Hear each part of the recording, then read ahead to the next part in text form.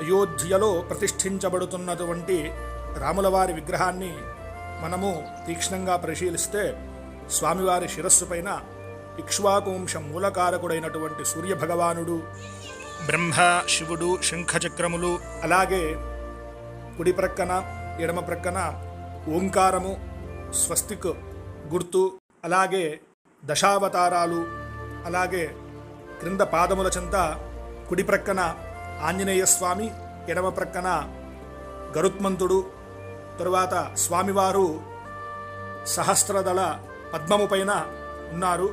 అలాగే పీఠము కింద నవగ్రహాలు కూడా ఉన్నాయి.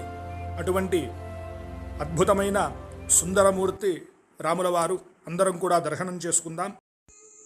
ఆధ్యాత్మికపరమైన ఇటువంటి విషయాలను మరిన్ని తెలుసుకోవడానికి మన ఛానల్ని సబ్స్క్రైబ్ చేయండి, షేర్ చేయండి.